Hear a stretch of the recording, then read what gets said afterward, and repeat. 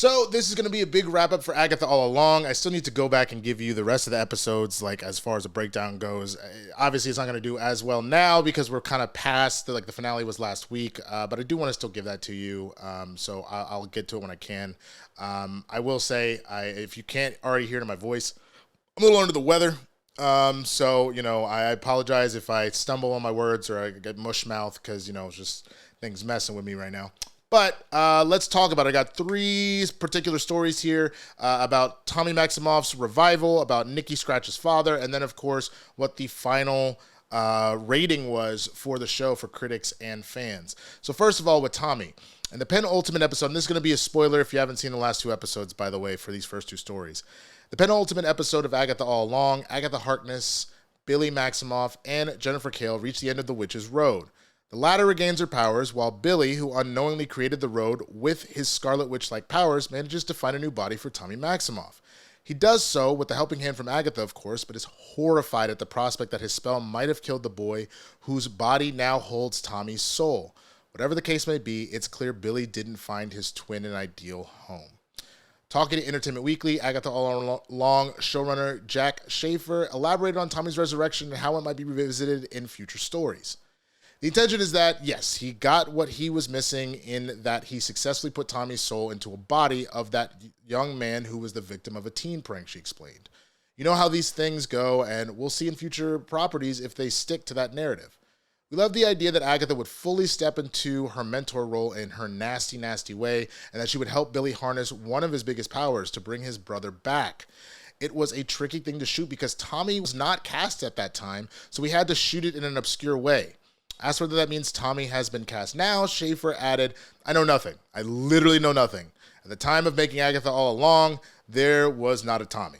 Showing Tommy's return from the dead without an actor being cast was no easy feat, and Schaefer credits director Ganja Monteiro and cinematographer Isaiah Dante Lee with finding a way to still portray that on screen. Everyone in the writer's room just loved that there was something kind of terrifying about it, that it was something done on Billy's side out of love, but that Agatha was all fingernails and meanness, she said. It remains to be seen when and where Agatha, Billy, and Tommy's story will continue, but the WandaVision and Agatha All Along showrunner claims to be in the dark. I can't speak to the direct handoff to the Vision show, Schaefer claimed, but I think that people are meant to expect more of Billy and Agatha somewhere in the MCU. I don't know what's going on with that show. I just wish them well. I love Paul Bettany so deeply, and I can't wait to see what they do. Okay, before we move on to the next one, let me talk about this really quick. Yeah, I think I missed that part when I first watched this. I think because I was maybe a little bit distracted. I didn't understand that that's actually what was going on. I thought that maybe he found the soul, but I didn't think, oh my God, you're putting in another body similar to what happened with him.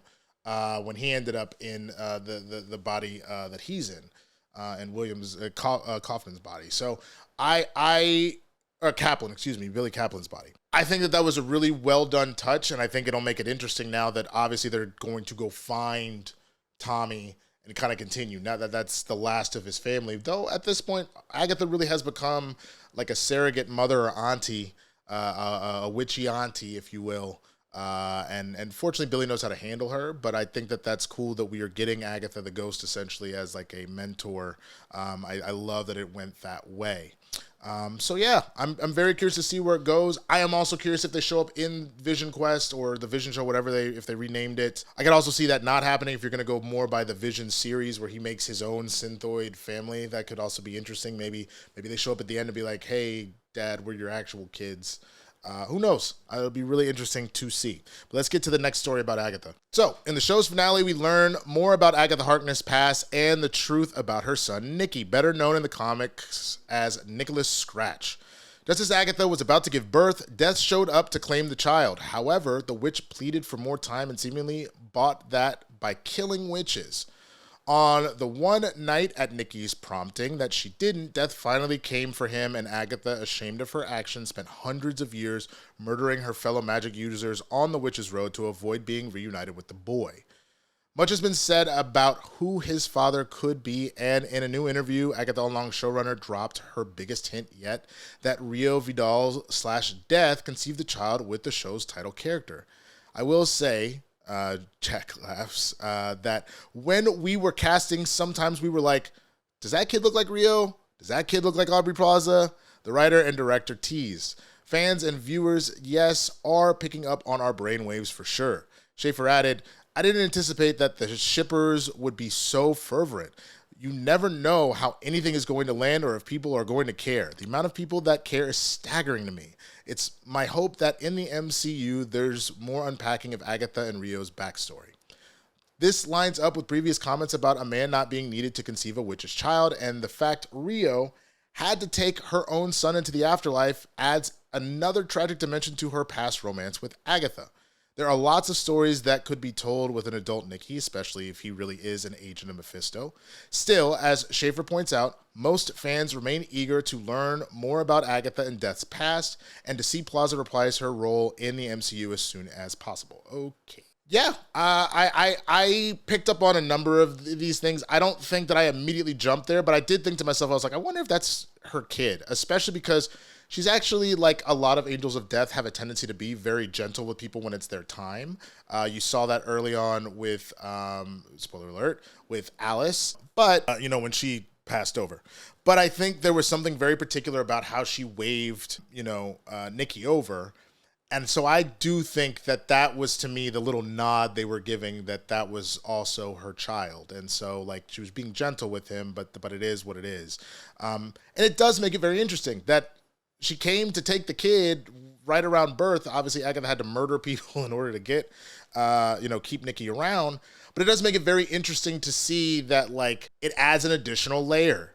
This idea of knowing that you're escorting your child to the afterlife already, that's it, that, like, the kid was dead already. I don't know. It not to go crazy biblical, but, like, that's a lot of times the conversation about, you think about Jesus, God being like, hey, my baby, go save the humans. And, like, you're obviously doing that to try and protect your other creations. But if that is your one child, your true child, it's weird to then sacrifice them like that. So it's got to be weird for, Rio as well to be like, hey kid, I'm sorry.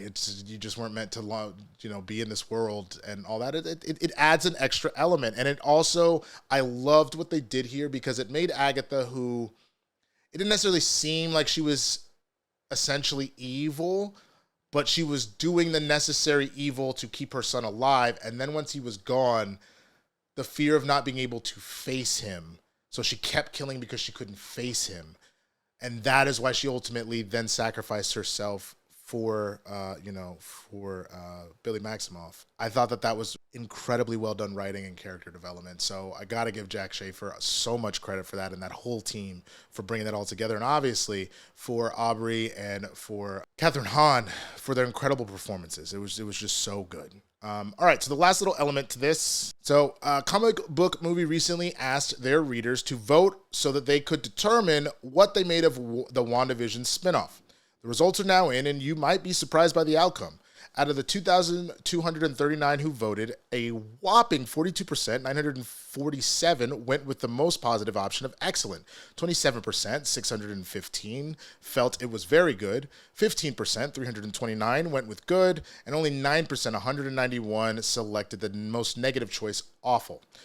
Now, this matches Rotten Tomatoes scoring for the show with 83% from critics on the tomato meter and 83% from the audience's popcorn meter.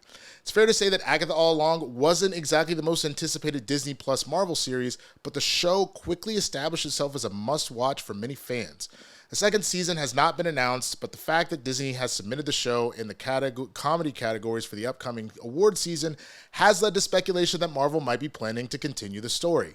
Even if they don't, we know that Agatha and Wiccan's adventures will continue in the Vision series, which has been described as the third part of a trilogy that started with WandaVision and continues in Agatha All Along. All right. So that's what I've been saying, man. I genuinely thought that it is now ranked for me my second favorite MCU TV show, right above WandaVision. And the reason for that, because I think if I really look at WandaVision, if I didn't feel some type of way kind of about like that last episode standard MCU ending where it kind of broke down into just standard CGI action stuff, I think it probably would have maintained its number 2 spot for me, with Loki being number 1. So with Agatha kind of taking that note and understanding that and giving you The same mystery, the same character development, the twists and turns at the end there, and then you really just focused on the character development and story and what we were really talking about here in the themes. It ekes out over WandaVision for me. So I really appreciate the fact that people were loving the show. I find it crazy hearing from Coy, one of my co-hosts on Capes and Cowls, that he's been getting attacked like on social media by Agatha fans. And that kind of pisses me off. It's like I get it, especially because this is like a very like queer friendly show and things like that. And I know that super fans of anything are going to be really, but this is the kind of thing that's got to stop. If he's making nonsensical and like racist, homophobic, whatever sort of like, if anybody is I'm not coming to Coy. If anybody does that, and you need to call them out, that's fine. But if somebody's like, I just wasn't vibing with it, which he ultimately changed his mind and was like, actually, this is fantastic. I just think that it was a slower build for me. If someone is like fully shitting on it in a truly diabolical way, by all means, if you want to go at him, I'm not going to tell you to hold that. But if someone's just like, it's just not for me, like they can be honest enough to be like, I think that there are elements that work and I get why people love it, but it's just not for me. You got to chill it on this, like coming to people's throat. That's fucking nonsense.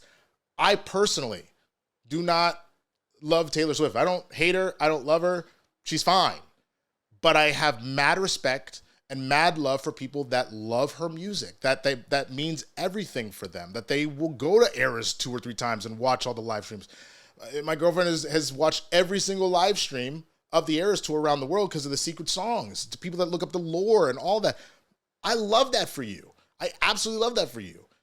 If people say they don't love her, I think that they should be entitled to that opinion. If they start shitting on her and like coming at her and all that, by all means, defend the thing that you love. I don't think there's anything wrong with that. But if somebody just says they don't like something, they should be allowed to do that. I don't think that there's anything wrong with that. You know, that's my 2 cents on the whole thing. I'm really glad that Agatha was good on all 3 of these stories. Tommy's revival, Nicky's dad, the final poll, and even my kind of discussion about loving the things you love. What do you think, man? Let me know down in the comments.